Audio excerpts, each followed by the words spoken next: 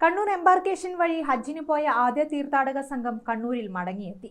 ബുധനാഴ്ച രാവിലെ 11:45 ആദ്യ സംഘത്തെയും വഹിച്ചുള്ള വിമാനം കണ്ണൂരിലെത്തിയത്. തീർത്ഥാടകർക്ക് ഹജ്ജ് സംഘാടക സമിതിയുടെ നേതൃത്വത്തിൽ സ്വീകരണം നൽകി. പ്രിയപ്പെട്ടവരെ സ്വീകരിക്കാൻ കുടുംബങ്ങളും എത്തി. ബുധനാഴ്ച രാവിലെ 11:45 ആദ്യ തീർത്ഥാടക സംഘവുമായുള്ള വിമാനം കണ്ണൂരിലെത്തി. തുടർന്ന് 1 മണിയോടെ ആദ്യ തീർത്ഥാടകൻ മുൻ ജയിൽ ഉദ്യോഗസ്ഥൻ ചിറക്കൽ പുഴാതി സ്വദേശി മുഹമ്മദ് കുഞ്ഞി എത്തി. മുഹമ്മദ് കുഞ്ഞിയെ സംഘാടക സമിതി ഭാരവാഹികൾ ചേർന്ന് പൂക്കൾ നൽകി സ്വീകരിച്ചു.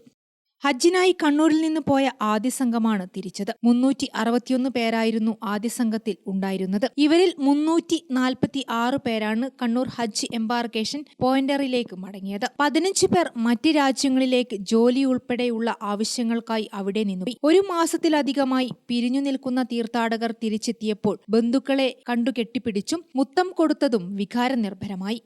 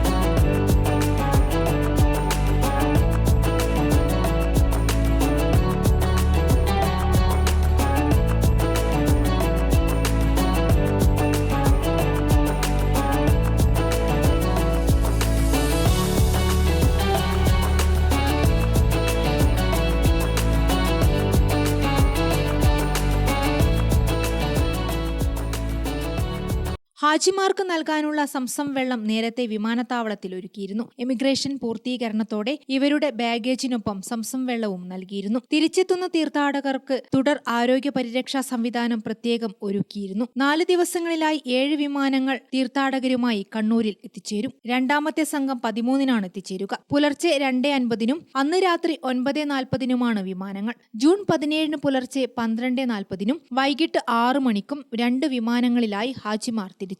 18-ന് രാവിലെ 9:50-ന് ഒരു വിമാനം വരും. അവസാന സംഘങ്ങൾ 19-ന് രാവിലെ 5:10-നും രാത്രി 11:20-നും എത്തിച്ചേരുന്നതോടെ ഈ വർഷത്തെ ഹജ്ജ് തീർത്ഥാടന യാത്ര പൂർത്തിയാവും. കണ്ണൂർ എംബാർക്കേഷൻ വഴി ഹജ്ജിന് പോയവരിൽ 3 പേർ മരണപ്പെട്ടിരുന്നു. ചെറുകുന്ന് PV ഹൌസിൽ ഖൈറൂനിസ, നാറാത്തെ കല്ലൂരിയകത്ത് ഖദീജ, മൗവഞ്ചേരി പള്ളിപ്പോയിൽ റുക്സാനാസിൽ ഇബ്രാഹിം മമ്മു എന്നിവരാണ് മരണപ്പെട്ടത്.